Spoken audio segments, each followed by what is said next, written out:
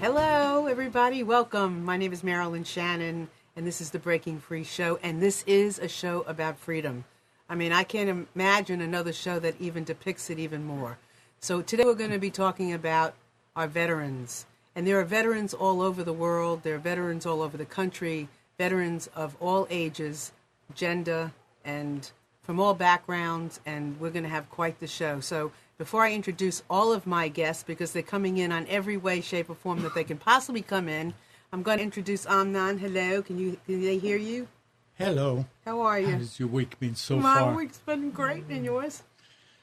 It's okay. It's okay. Well, he just performed a miracle, so I want to thank Amnon. And as you always know when you come to our show, that Amnon is always here to help make sure that everything is flowing, everybody's connected, and I'm talking louder and doing what I have to do. So I want to thank you all for being here. So, you know, it's interesting. My father was a vet from World War II, and we never really spoke about it much. Excuse me. I remember just occasionally something would come up, but my father didn't serve in the war. Well, he did serve in the war, but his feet were too big. And so he wore a size 13 shoe. And so he wasn't in active duty, but we never really talked about it. And I, growing up, I guess never really took it much. I took it for granted, I think. But I have to tell you, in the last week, working on this show, my whole perspective has shifted. And something has changed in me about what went on. And I remember my father used to say that he would climb over bodies. But I was too, I guess, selfish to even have it penetrate. But the last week, I have met 3 people in particular that have changed my mind and changed my heart. And I want to introduce them to you now. So first, in the studio with me, and I'm going to read it so I don't make a mistake, from Military Missions in Action is Mike Dorman. Good morning. Good morning. Good afternoon. Yes, it is. How are you? Good. How are you today? I'm good. Thank you for being here. Thank you for having me here It today. is my pleasure. When I met Mike today for the first time, he said, I'm a hugger. Yes. And I said, I'm a hugger too. A hug can change a whole day. A hug can change a whole day. You're not kidding. So thank you for being here. Thank you so much for having me. And I want to introduce Ronnie Sadowski, and he is from Wags for Tags. Ronnie, welcome. Welcome. Thank you. Good afternoon, guys. How are you doing? I am doing well. Good. I'm glad you're here. And thank you for joining us. And also on the phone is Brandy Swope. Right? Did I pronounce that correctly, Brandy? Yes. I'm so happy you're here too. Thank you. Let me just tell you, last week I was actually sitting in a coffee shop that I don't normally go into, getting ready to have my hair colored, as you can tell. And I was talking to Ronnie, I think, on the phone. And sitting next to me was this beautiful woman, and just into her computer. And I'm talking to Ronnie about things that he's doing and what's going on. And she overheard me like a good woman would. And she said, when I got off the phone, she said, I'm a vet. And it was like the world just came together for me in that moment. It's like, oh my goodness gracious, how in the world, I'm sitting in a spot I never would normally be sitting in. I'm in a place I don't normally go to. And here is this woman I never would have dreamed of by looking at her that she was a vet. But she was. And she has to go to, she's in school, right, Brandy? Yeah, I'm in grad school at NC State right now. Right. And you have to leave us very soon, right? Well, I'll probably listen on the background, but I have a lot of studying to do. Okay. So just briefly, before I get into some of the stuff with Ronnie and Mike, just a little bit about what your project is and what you're working on. Okay. Well, I'm in a technical communications program at NC State, and you know, when I heard you, I didn't know what you were discussing. I just overheard you say veterans, and that you were talking to a veteran who had this nonprofit. So I have started a blog writing about veterans, and I was just interested in maybe meeting this person. I didn't know about the radio show, and honestly, being on the show, I don't know, like these two people, you know, they seem to have done a lot since they left the military. So, and one day I hope to be there too. But I in grad school, I want to do something that's not been done before, and I kind of want to tie it into veterans. Like I said, I spent 10 years in the Marines, and then I studied English Hoorah. at Christopher Newport University in Virginia, and I came to NC State, and I told them, I said, I really want to write about veterans, and I studied the Vietnam War last semester because there are some parallels between that war and the war that I've been involved in, and I really wanted to understand what those veterans went through. So I'm kind of obsessed with veterans, and what I've noticed is there's a lot of social media being used between veterans and in transitioning between military and civilian life. And so I'm proposing a project next week. I don't know if it's going to be approved, but I'm getting a lot of positive feedback from professors. They're really interested in how veterans are using social media. And I also want to tie in the history that, Vietnam veterans went through, the situations where they didn't really have anyone to communicate to. They didn't really have these websites and this Facebook and all of these tools that we have as veterans today. And so I don't know how it will go, but I definitely want to study how veterans are using social media today. Brandy, you said to me something that really kind of blew my doors off when I was sitting there with you. You were telling me that you're back in school and about this project, which I am very fascinated about, because you also said something of you mentioned somebody that had used social media, used Facebook at the end of life. Yeah, I don't know this person personally, but it's been on the news. October 29th, anytime anybody from the military commits suicide, anytime a veteran, it hits us hard, obviously. We sympathize. We've been there. Some of us, I didn't have it as bad as a lot of these people who went to Iraq and Afghanistan. But when it's a Marine, for me, that's my brother. So he posted on Facebook that he had enough or something like that. I don't remember exactly what he said. But he joins a few other veterans who have been in the news who posted on Facebook right before they committed suicide. And a lot of times CNN did an article on it. A lot of times because of that Facebook post, people have been able to intervene. Mm-hmm. It's very interesting how social media is kind of either contributing to the transition, or it could be contributing to I don't know what he meant. He said he can't take all the bashing. I don't know what exactly he meant by bashing, but I wish I did know. Well, you know what, honey, maybe we're going to open it up, the conversation, maybe with Ronnie and Mike now, because that's going to go into some of the stuff that I think that Ronnie particularly works with. But one of the things that impressed me about you when you were talking, you were sharing all this was, obviously, the good and the bad about social media, that it's there to support and it's there also as a hindrance. But one of the dark side. There's a dark side. And Mm-hmm. one of the things, but it gives people a voice. So good or bad, maybe that's the most positive thing, that somebody that may not have had a voice before can have one. But one of the things you said to me was, you said you had 2 young children and you're back in school, and you said to me you were a fighter. Yeah. And I was and that also gave me the chills. So that whole thing, our whole conversation just gave me the chills. So I want to thank you for that. You said you were a fighter. So ahead, I'd like Ronnie. to say, can I? Yes, absolutely. Perfect timing. Okay. So tell everybody Brand- about WAGs. Tell it before you tell about what. Go ahead. What you do. I just wanted to mention to Brandy that the suicide rate with the military that are back home is much higher than it ever has been. And especially here in North Carolina at Fort Bragg. Statistics have said that there's been more men and women taking their lives back home than what we have lost in the battlefield. And that's sad in itself. But so I guess let me explain what WAGs for Tags does real quick. Is that we are a nonprofit. We rescue dogs from kill shelters. North Carolina has one of the highest kill rates in the nation. We kill about 102 dogs per day. And what we do is we match them to veterans that are home or coming home that have PTSD. Now, North Carolina has the third largest military population in the states. You have Texas being number one, and California being number two, and then North Carolina being number three.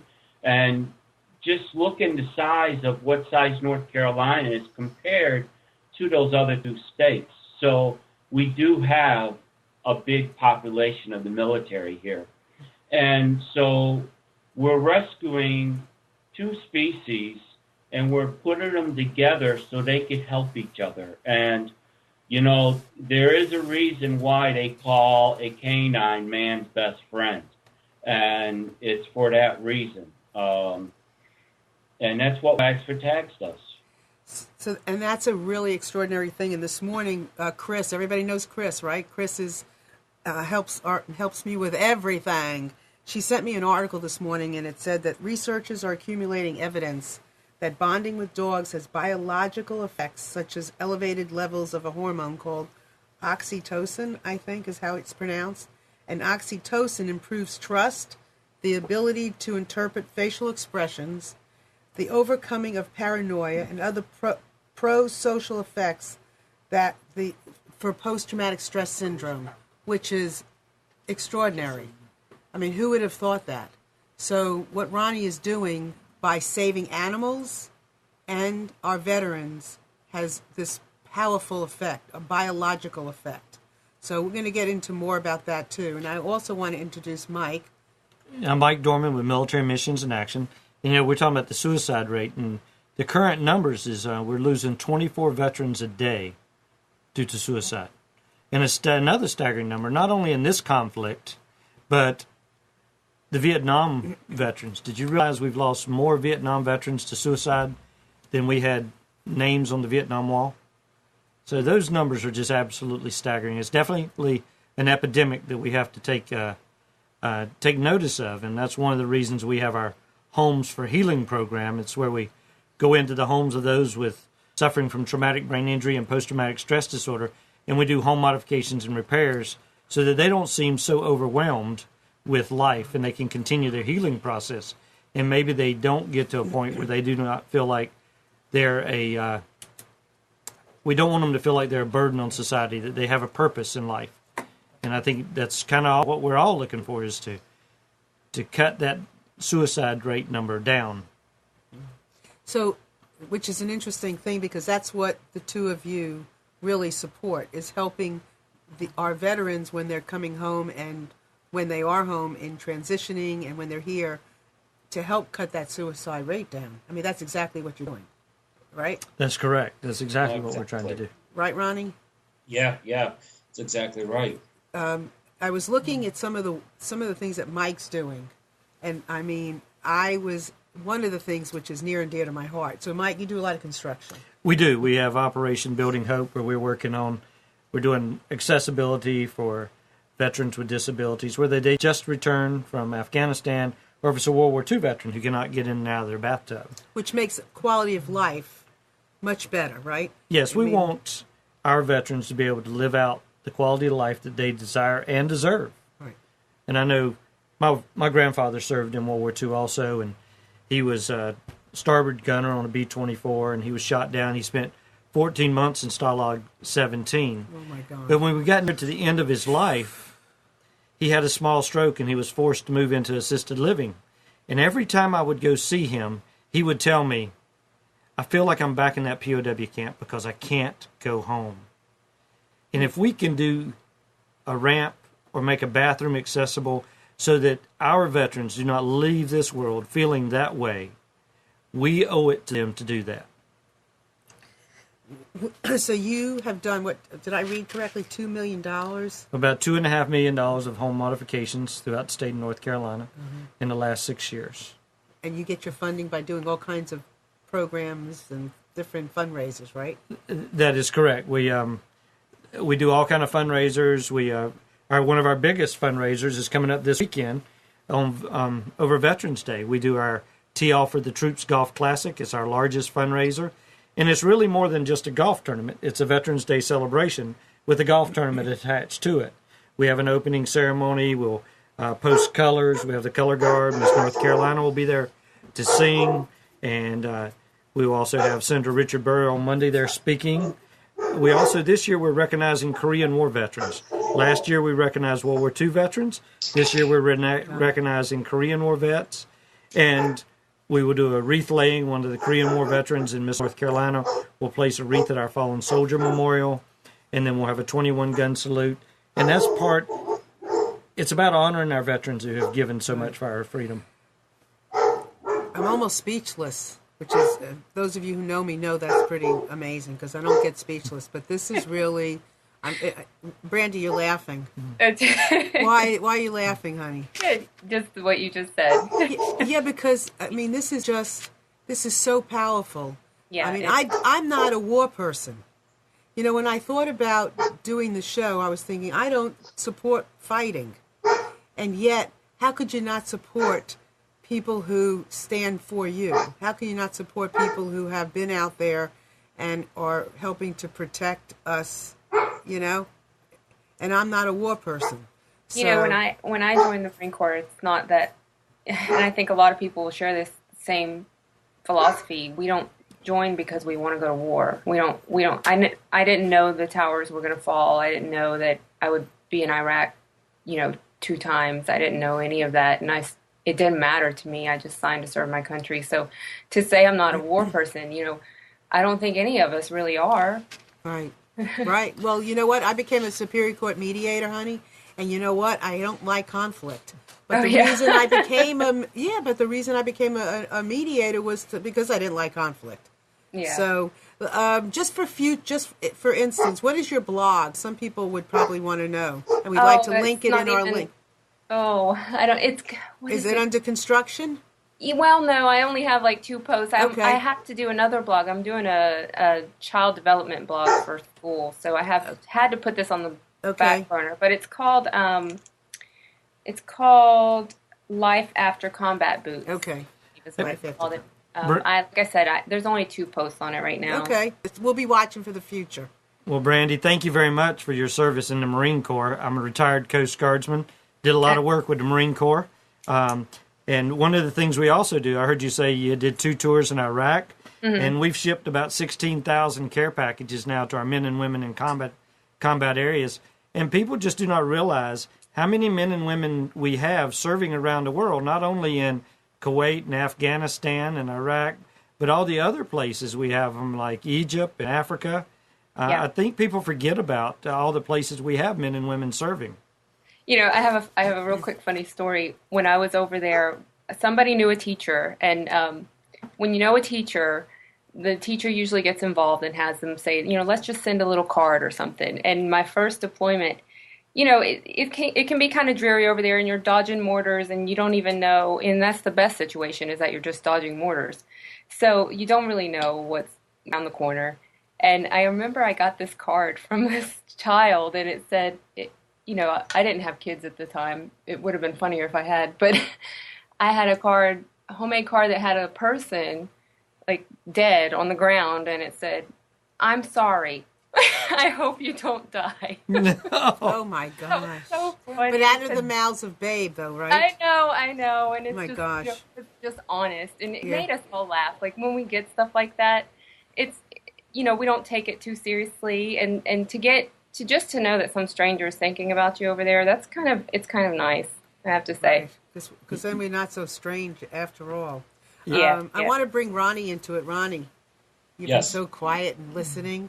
So your program with it. So I know you have a little like a backstory about the animals, right? And why? Yeah, well, can you share that? Sure. So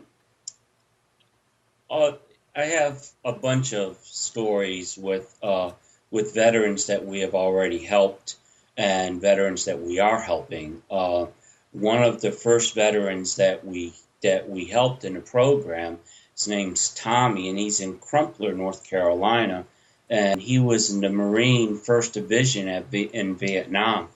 And just 10 years ago, he got diagnosed with PTSD. His daughter, and she contacted us for some help. And so when I met Tommy for the first time, he was so shut down and wouldn't talk to anybody, wouldn't even look at you. And his wife had to sleep in another room because of the nightmares he would have. He would speak Vietnamese in his dreams, but if you would ask him during the day when he was up, he would tell you that he only speaks English and that's it. So we got him a dog, and here's a perfect good dog story.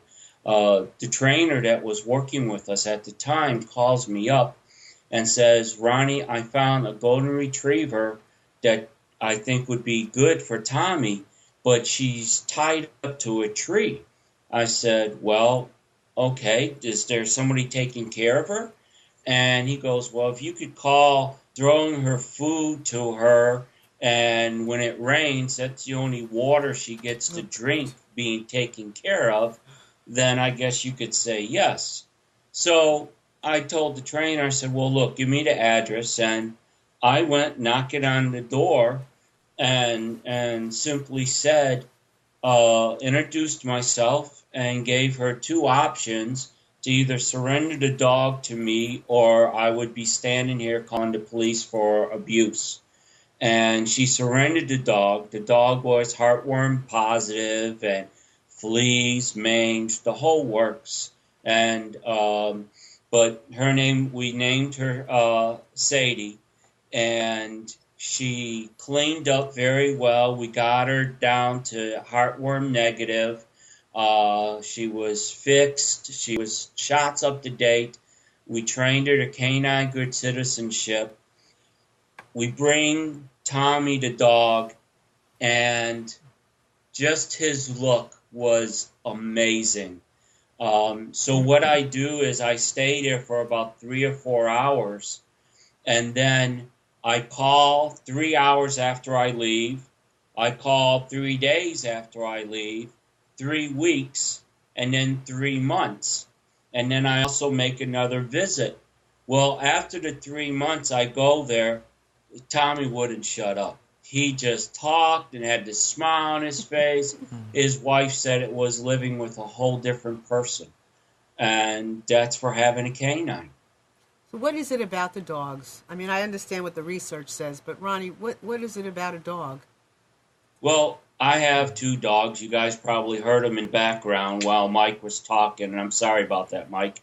But I guess let me say what it is about a dog for me, because it's probably going to be different for everyone.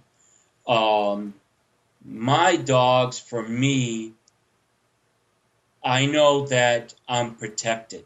I know that I could be in this room talking to you guys, and I don't have to be worried about what's going on around me because I have my dogs that got my back.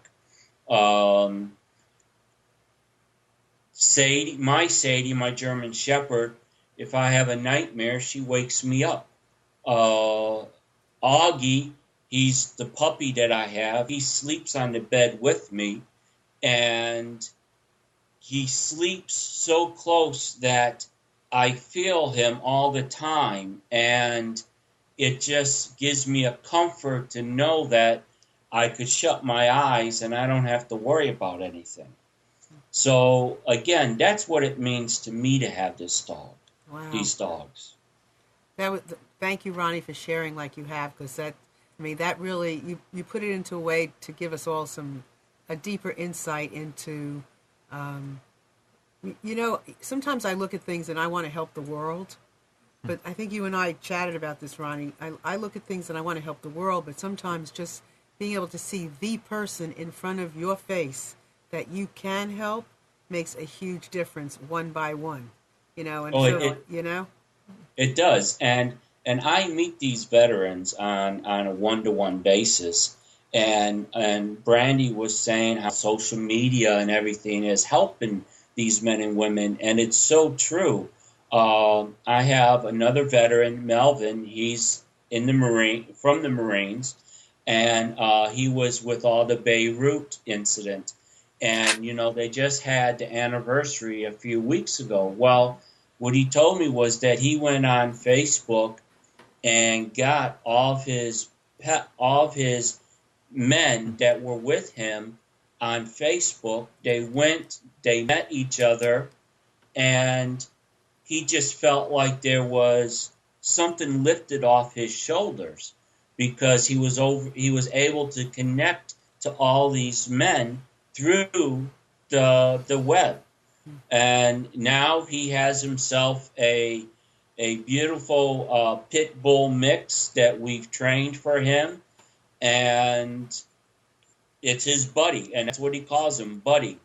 and it goes everywhere. Brandy, that sounds like something you might want to eventually connect with on that level. Yes, I was just thinking if I could get, maybe not now, but later, you've got my email. I'd love to get his point of contact because I could interview him, and that would be, that's one positive example that I could use. I would love to talk to him. Yeah, that'd be fabulous. And I just want to read, there's a lot going on in our chat, and I want to let you all know some of the things that people are saying. So, Unique Chris says, too many people take our freedoms for granted that our service women and men have fought for, which is so true. And then Chris wants to know how you become a person becomes a dog trainer for Wags for Tags, Ronnie. Well, we are all on volunteer basis. And so if you have any training under your belt as far as being a dog trainer or training a dog now, then you could always fill out a application for us, and you can go on our website, www.wagsfortags.org, and fill out the volunteer application, and we'll take it from there. Great. I just want to, before I go to Mike, I just want to remind each and every one of you that are listening, you're more than welcome to sign in that little window to the right of our video and take part in our chat. There's all kinds of things going on there. Just put your name, nickname, whatever. Or you can give us a call on computers, that's plural, 2K Voice. If you're calling from Beirut or wherever you might be calling from, you're welcome to give us a call and add any of your experience, comment, ask a question. We'd love to have you. You can call in on 919-518-9773 as well. So more the merrier. So Mike, why are you doing this? Why do you do this? Well, I do this because we and our veterans as a whole deserve a quality of life that they deserve and they desire. Our veterans deserve to have the freedom to live at home independently. And, when I first started this, I remember I saw a program, and there was a man who was working diligently to get his home where it was handicap accessible for his wife, who had returned from from Iraq, missing a limb, and he was doing this so he could get ready so that she could live independently because he was getting ready to deploy. And I said, why should any of our men and women who have served our country, their family have to handle this burden? So then we got started, and we started with wheelchair ramps and widening doors and bathrooms, and then it led into working with those with traumatic brain injury and post-traumatic stress disorder, and then it led in now to also working with our military children with special needs. One of the things I did not realize is that our active duty members, that if they have a child with special needs that has accessibility problems with their home, their insurance, TRICARE, doesn't cover that. So Womack Hospital has been calling us and asking us to go in and do ramps and rails for our active duty members, because we need them to be focused on their task at hand, not worried about if their child is having the quality of life that they should have. Well, that also now that gives me the chills also because, special ed kids are near and dear to my heart. And the fact, and see, this is the thing. It's people to people. This is what I posted on Facebook about the show. It's people. This is a show by a person with people. And this is people to people helping each other. We can't, again, I've said this before and I'll say it again. We cannot wait for the government or any other association, organization to do it. We have to do it. And obviously, when you listen to these three individuals, you know that this is what freedom is. And let me quote Mike. He says, "It does not matter whether you are young or old, rich or poor, Republican or Democrat. It is our duty and responsibility to support those who sacrifice so much for our freedom." And I could tag my name to that because that's how I feel. It's up to us. If it's to be, it's up to us. And, one of the things we've got to make sure is we've got to make sure these men and women who are in combat now and serving overseas, they're not treated as those who returned from Vietnam. No. We've got to make sure, and if you look at those who are out there making sure that this has happened, you'll see that most of them are Vietnam veterans. Yes. I know several Vietnam veterans have called also and said, it is our responsibility as Vietnam veterans to make sure that these men and women who are returning now are not treated the way that we were. So they want to help. Yes, they want to help. They want to get involved. But also, there are many of them that need our help. Vietnam vets. Yes, because, there are a lot of veterans organizations out there helping veterans, but so many of them focus on post 9/11. But how about all the veterans from all conflicts, not just post 9/11? Age is becoming disability for many of our Vietnam vets, Korean vets, and our World War II veterans. And simple things like getting in and out of a bathtub can keep them from living out their life at home. And we want to make sure that they can live that life out at home. Well, and it's just like also PTSD has been with us from every war. It's just now, 1988, they finally put a name to it, PTSD. But prior to that, it was either you got shell shock or something like that, or you just don't know what you're talking about. And finally, they realized that there is something to all of this. You know what, Ronnie, Mike, Brandy, there's a lot of people experiencing post-traumatic stress syndrome today, a lot of women that have been raped, and maybe, unfortunately, the name was we've identified the trauma, and other people can have a name and identify what's going on with them because of all of this, Yeah, well, and the military now has their MST, which is the sexual trauma, and with men and women being sexually abused in the military, and they're also coming out with PTSD. Mm-hmm. Yeah, and we also see a lot of our homeless veterans that suffer from PTSD, and that's another problem that we're having. Is we have such a large homeless population right here in North Carolina. I think we have over 8,000 homeless veterans, and a lot of those suffer from both traumatic brain injury, post-traumatic stress disorder, and they're not just those coming back from this conflict, but all the way back to Vietnam veterans. Where are they now that they're homeless? Where are they? 8,000 of them. Well, they're throughout the states. And what are they doing? Where are they living? What are they doing? Well, Underneath your bridges. They're living, Really? Bridget, they're living on the street, they're living in shelters, they're living in cars, they're living in tents. I mean, I visited one not too long ago. He's living in a tent in Southern Pines in the woods, and that's his home. One of the things that we also do is we do these homeless veteran stand-downs. We set up at those. We give out health and hygiene items. Right now we're giving out long johns, coats, socks, because you don't know how important it is to get a pair of socks when you're homeless. When it's 38 degrees in the morning. So we'll be in Goldsboro this Wednesday giving out those kind of things to our homeless veterans because they still need our support too. And I know we have a great Hire a Veteran program in the United States, but if you hire a veteran for 10 hours a week and pay them minimum wage, they're still going to be homeless because they can't afford a place to live. And there again, it goes back to it's our responsibility as citizens to help take care of those that we've asked to go fight for our freedom. Guys, can I interject? Yes, go ahead. You took the words out of my mouth.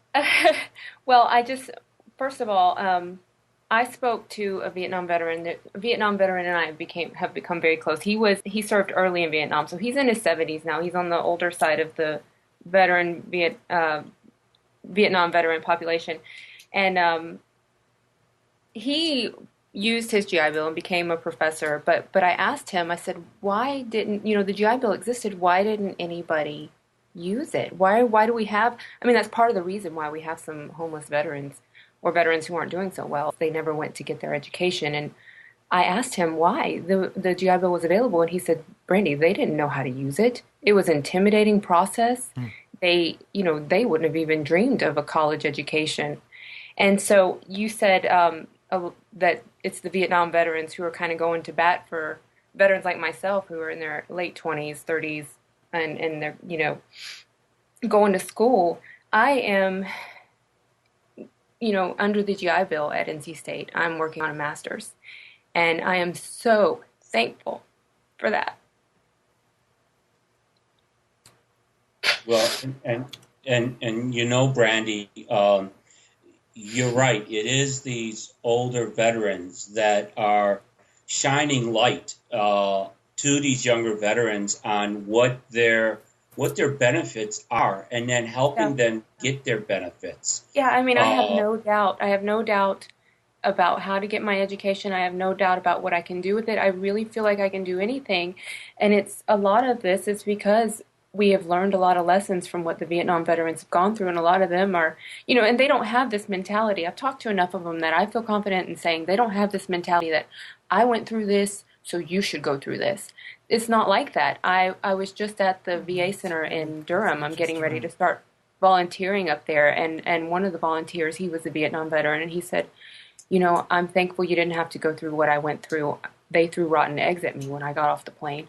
And that just broke my heart. But at the same time, they are cheering for us, and they want us to be the next generation of educated veterans who are making a difference. And I'm so thankful to them. I really am. Oh my God. And we do. They're the ones. They're the front runners of making sure our men and women are treated right coming back. And men and people from that generation, not just the veterans, but people from that generation who saw that. I was born in 81. I didn't know about it. But, people like yourself who kind of have seen the veteran population and what they've been through. And, we do. And so we do owe some to them also. Those that, yes. We need to make sure that they have the quality of life that they deserve. Okay, they weren't treated right then, but now we can fix that. Yes. And we can make sure that they know we appreciated their service and what they did for us in Vietnam. Yeah, I think civilians and military alike have learned a lot of lessons from that era. Oh yeah, and it was last year when we had the Vietnam homecoming here in Charlotte, and I was over there, and I will tell you what, when all those motorcycles went around that track, and then the Blue Thunder flew across there. You're talking about, my heart just dropped, and it was just amazing to applaud these men and women that were there. And it's better late than never. It should have not been this late, but it's better late than never of what we're doing. I just want to say that on Wednesdays, every other Wednesday on this channel, at 7:30 is a show called Lessons of Vietnam. I would highly recommend everybody out there, to tune in and listen, because it really is quite the show, isn't it? Mm-hmm. Amnon's got such a heart, and it's really terrific to have that kind of a show on our channel as well. And I also want to mention, and Brandy, a lot of people sending you a lot of love out here. I wanted you to know there's a lot of love going on our chat for you, for Ronnie, for Mike. But I want to say that, yes, these three individuals are here in North Carolina. And I don't want to deny the fact that you know, our show goes all over the country and hopefully all over the world. And there are programs, maybe not exactly like this, but similar to these programs in other parts of the country. And in fact, I was just reading about something in Maryland where inmates are training dogs for vets. So that, you know, that helps the inmate, and then of course it helps the vet, and it's helping the dog. So there's all kinds of programs around the country. And what we're doing here is opening our eyes to the conversation, to beginning a conversation, an awareness for us all. I mean, you know, we all don't, you know, many of us have an opportunity from here to there to donate a little money here, a little money there for different reasons. These types of things are something that I think now I want, you know, for my $10 here, $10 there, I want to start turning it into money into these areas, supporting a human being who's done what they've done. And I love what you all stand for and what you're doing, you know, how you're thinking about all of us and each other. And that is a beautiful thing. So I just want to say, wherever you are listening, look for these types of programs. And I mean, certainly these guys here can tell you more about theirs, but just, you know, let's just help each other. Did you have something to say, Mike? I was going to say that's what it's about. It's about all coming together and helping those who have given. And we don't care who gets the credit. All we want to do is make their life better. I mean, Brandy, you're just up at NC State. We're down in Fuquay Varina. Love to get together and work together. Yeah, I live in Apex. Oh, and you are really close to us. And I have 2 little boys, and I'm in grad school, and I'm extremely busy. But I will graduate in a year, and I plan to throw myself out there and maybe write about you guys and do some volunteer work. And I definitely want to keep in touch with both of you. Well, the blog is so important because the hardest thing is getting the word out about what we do.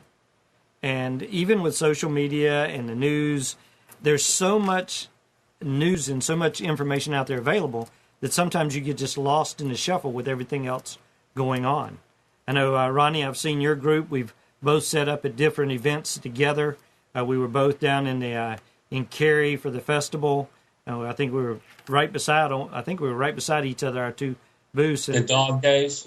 No, it was the small festival they had down, the arts festival they had. Oh, Scoops for Troops. Scoops for Troops, yes, sir. And so all those things make it so that we can get the word out about what we're doing. Well, and that's exactly, just small events like that. We go to get the word out because, Mike, you're saying, and Brandy have said it, it's more of getting the word and letting people know what we're doing and how they could help us to do more. Because there is so much more out there that needs to be done. Just because you match one dog with one veteran, you just don't wipe your hands and say, okay, you're done. Because there's hundreds of more waiting for this to happen. Mm-hmm. Ronnie, what has this done for you personally to be able to do what you're doing? Oh my gosh. I don't know if we have that much time, but you know, I have a partner, co-founder, Terry Stober, and I tell her that I do this because I did a lot of wrong in my earlier life. So now my second part of my life, I'm making up for everything that I did bad to do good. And for me to see the face on these veterans before they get a dog, after they get a dog, for me to talk to them before and after just makes me just have the biggest smile inside and out. And I'm able to share this because my dog Sadie 4 years ago saved my life. I was doing a job of delivering lost luggage to people in the state of North Carolina, and I was in a really bad spot, and I would look to see where would be a best place for me to take my truck off the side of the road. And I finally came up this day that I'm done with it all. I'm going the same route. I know where it is the perfect spot. It's about 2:30 in the morning, and I put the gas pedal down, and Sadie's fur flashes all over my face, and I slam on my brakes, and I pull over, and I start crying like a baby. And you know, if the fur didn't hit me, I would have been gone. And it stopped and made me think, she takes care of me. Why should I be so greedy in taking my life? Because then who's going to take care of her the rest of her life? And that's what this is. It gave me meaning. It gave me a purpose.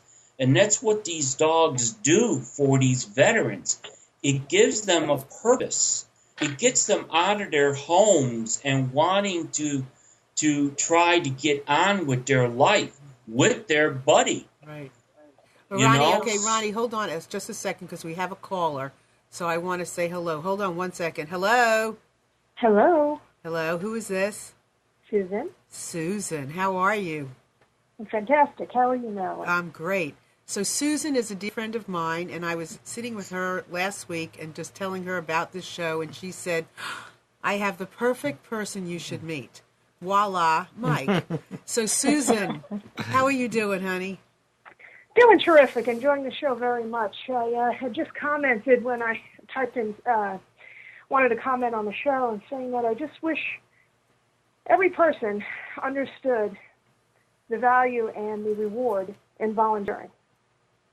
I think that there are so many people, even in my own family, that are maybe a little bit, senior citizen age and are very content in front of the TV and not giving of themselves. And I think that they're losing something in the translation.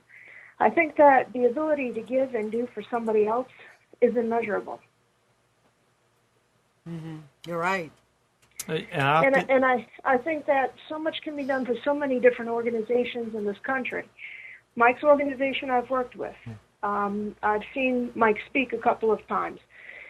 And he brings so much to the lives of veterans. And if you look at it, that is one nonprofit. That is one nonprofit in this world. There are so many out there, and there's so many people who deserve our volunteer hours. And I just wish I could take everybody by the hand and say, give an hour of your day. Right. Yeah. You can make a huge difference in somebody's life. Mm-hmm.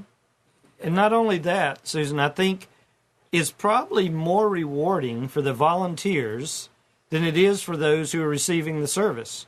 I have many volunteers that come to me and say, just thank you for letting us have the opportunity to work with someone who has served our country like that. And they feel they feel so good about what they've done to help someone else that sometimes I think it's better for the volunteer than it is the person receiving the service. Mm-hmm. I completely agree with you, and think about how contagious that is. Because I think once a volunteer, always a volunteer, but you have to do it just once. That's right. And we all, and you know what? We need that. Probably for our healing in general, we all, giving is so much better, and we probably all need to do that. I mean, just for our own self. And Susiani, who is a lovely woman who's on our show all the time, in our show, she wrote, "Giving makes living more loving." Very good saying. Ooh, I like that. Boy, who's going to take that as a tagline? Yes. Thank you, Susiani. That was wonderful. You're right, Susan. I think that's one of the things that we need to do. Just like these gentlemen create a nonprofit, we all need to spend time not just working the 9 to 5 and getting paid, but also donating of our time in any way. And I know Debbie is on our chat, and she had a show right before this, and I was talking to Debbie last night, and she said she and her husband went to a soup kitchen the other day and had a blast. All she did was count cucumbers. That's all she did. Right, Debbie? Count cucumbers. Well, listen, that's what it is. I don't know what you call it. What do you call it? Love? I don't know what you call it. But it's what's going to hold our world up and our country up. It is. It's helping each other, and it's being human, and somebody falls, you're there to pick them up. You don't just walk by them. What happened to you open up the door for somebody to walk through. I used to have to use a cane all the time, and you wouldn't believe how many people would be in front of me and would just shut the door, but yet, and who am I to say anything about what they do? Me? I will go and hold the door for someone that is using a cane or someone that is using a wheelchair. And that's what we have to teach our younger generation, that It's these respect. men and women. It's respect. Exactly. It's We gotta respect. teach It is them that. respect. It's respect. Susan, hold on. Brandy, you still there? Yes, I'm here. Okay. Mike, just can you just say, I know you had like this awakening one day, and I don't want to forget that because that was a very cool thing. Could you just share that? I mean, I should have started with that, but it's perfect. I don't know. Just, you had an awakening about doing this work. Yes, I knew nobody that had been injured in Afghanistan or in Iraq. I was at Hunting Island, South Carolina, down near Paris Island, by the way, Brandy. Sitting there one morning watching the sunrise and revisiting my life and looking at my life. And that's where I saw the next direction and part of my life, which is military missions in action. I grew up in North Carolina. I did 20 years in the Coast Guard. Then I became a contractor. And then after that, it just felt that there needed to be more in my life. And I think that's what we're all talking about with volunteering. It's about giving back and taking care of each other. Brandy talked about the brotherhood earlier, and there is a brotherhood. It's the brotherhood not only amongst Marines, but in Coast Guardmen, Air Force, sailors. It's a veteran brotherhood also. And then there's also our Christian brotherhood, where we come together to give back and take care of those. And I think that's one of the things we're called to do also. It really is like being a member of a tribe. It is. Isn't it? So where do you want it? So I want to make sure we have plenty of time. So just where can they find you and where are you taking us? Okay, you can find us on militarymissionsinaction.org, or you can follow us on Facebook at Military Missions in Action. We're located in Fuquay-Varina. We also have an office in Southern Pines, North Carolina, and we currently have a temporary office in Oriental, North Carolina, where we were building our first American Heroes home build for a Marine that was injured in Afghanistan. So that's a whole house. That's a whole house from the So how ground does up. somebody get accepted? I mean, with the limited funds. I won't say lack. Limited funds. How do you accept somebody into your program to do this for them? We have an application program that they can submit an application, and then we just, as long as they can't physically or financially take care of it on their own, we can come in and do it. And it's all volunteers. I call it kind of a cross between Habitat for Humanity and Extreme Home Makeover for veterans with disabilities. And that's what we're doing, is coming together and helping those who can't afford to take care of these problems themselves. So listen, we do show notes. So all of this information will be in the show notes by tomorrow on the Breaking Free page and also on our Facebook Breaking Free page. So if you miss anything, the link or anything, it'll all be there. Okay? And then, so that's great. And I really love that special ed thing, because that's something that's just really beautiful. And I think you all should go back and read his website and read all the different programs and services that he offers, because it's numerous. It's touching upon different areas of a veteran's life that you just wouldn't even think about. So just go there and check out his website. And our volunteers are the heart and soul of our organization. We could not do what we do without the volunteers and about the sponsors and the donations that come in. We don't get any government funding. Everything we get comes from generous donations. And you have to be careful because there are a lot of organizations out there that may not be using their money the way they should. But 93 cents of every dollar we bring in goes right back out to what we do. And in 2011, we brought in $140,000 real cash money. But we were able to do $980,000 worth of service projects with that money. So look at organizations and find those organizations that's able to multiply that dollar instead of make that dollar less than what it's worth. You want an organization that runs like a business so they can keep on going and keep using that money. Yes. Ronnie, what about you? Where can they find you and your dogs and your program? They could find us on www.wagsfortags.org. Also visit us on our Facebook page. Our office is actually here in Durham, North Carolina.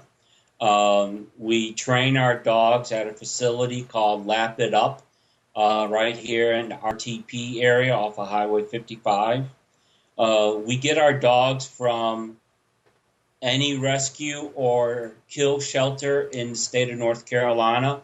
It all depends on where our veteran is, and then we opt to use a rescue or a shelter near him so we could spread the help on rescuing the dogs from all over the state.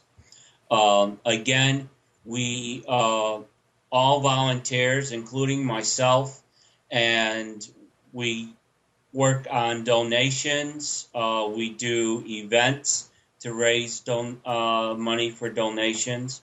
And again, like Mike was saying with his nonprofit, which I'm glad about, 94% of our money goes right back into the program as far as getting the dog, vetting the dog, supplies for the dog, and then getting help to these veterans. So it's important to me that people look when they start donating their money and look on who's going to use the money wisely than who's going to just say 10 cents is going here and 90 cents is going to go to the CEO. That doesn't make sense. No, thank you. I appreciate you both sharing that. Brandy? Yeah. Any words of wisdom before you? No, I just want to thank these guys for doing what they're doing, and I would definitely like to stay in touch with them and write about them when I can. I'm sorry for breaking down. No. And I'm just very thankful for everything that every opportunity I've been given, and I feel like it's because of a lot of the groundwork that people like these guys and Vietnam veterans have done. You know, it was a miracle I even graduated high school. To have a master's is like a dream come true. So I'm very thankful. well, it's not you that should be thanking us. It's we that should be thanking you for your service. And thank you for all you've done. And not only all you've done, but all you're going to continue to do, because I can tell from talking to you that you're going to continue to do this for a long time and a long time after I'm gone. So thank you for continuing to carry the torch. Thank you. That's exactly right. You know, there will be a time that Mike and I have to go on and pass it, and people like you, Brandy, are the ones that we want to pass it to. So just keep on spreading the word. And I'm at the Durham VA every Tuesday. Okay, I'll be there on Fridays. Okay, so yeah, if you let me know, maybe we'll do lunch in the canteen one day. Yeah, that sounds good. Gosh, I'm verklempt. I'm sitting here and I'm holding back verklempt. That's it. I'm sitting here and I'm holding back the tears. Susan, you still here? I'm here. Are you holding back the tears too, honey? Well, I got a little lump in my throat. I have to say, no matter where I am, if I see a service person, I just have to thank them. And they are so much braver than I could ever imagine being. And their bravery is what's given me my freedom, and I don't underestimate that, and I appreciate it very much. And if there's any way I can help with any of the nonprofits or Brandy, anything that you start, please contact me. Thank you. Well, you know, the whole time sitting here, I'm thinking of my daddy. And I just want to tell him, if he's listening to me, I don't know why I'm losing my voice, but if he's listening to me from above, I love you, Daddy. And I remember going to the VA with him. And when I first pulled up, I thought, wow, this was quite the place. They come out, they take your car. It was like valet service. And I went in there and I was like, oh my God, is this what my father goes through all the time? Yeah. So with that, I want to thank everybody for being here, for sharing your time. Thank you. Ronnie, Mike, Brandy, Susan, Amnon, and everybody listening. This has really warmed my heart so I can't tell you. It was one of the shows I just sat back and it just kind of went. So, it's been extraordinary, and I want to thank you all, and I think there's a lot of work that we can do together. Everybody take a little piece. You're welcome. It's my pleasure, and a lot of people take a little piece can go a long, long, long way. Amnon? Yeah, I just wanted to say that with Veterans Day coming up next week, Yes. next weekend is going to be full with all kind of celebrations here, there, and fundraising. Go out, find out what's in your local area. Go out and support the veterans. If there are any veterans that don't know it, Golden Corral on Monday afternoon from 4 till 9 serves free meals to veterans and active. So if you know a veteran, let them know. Terrific. And that's true. And one other thing is, when you're with your children, explain to them why they have school off. Explain to them that it's just not a teacher workday, as they say. That's such a good point. Oh, my gosh. But why is it Veterans Day? And explain to them what it is, so the next generation could understand. Because if you go and ask these kids, they don't know. It's just a day off of school, and we have to teach them. Yep. You're so right. Thank you for bringing that up, because I think in some ways I'm like a kid.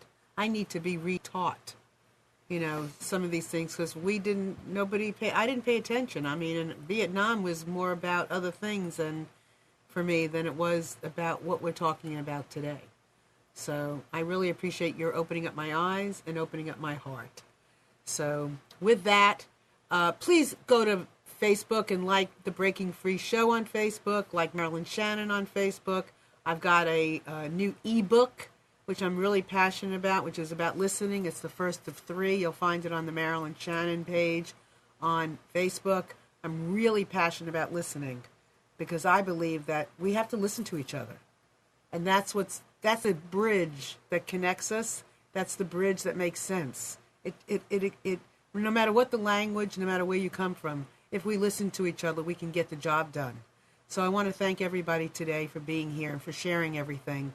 And thank you. What can I say? And thanks everybody for listening. Take care. Brandy, thank you, honey. You and I have to be in touch, too. Yeah, you've got right? my We email. got lunch. Ronnie's got lunch. You want lunch? Sure. We all have to We're eat. going to all have to eat. So thank you, Susan. Thank you very much. Bye, My everybody. pleasure. Thank you. Bye. Bye-bye.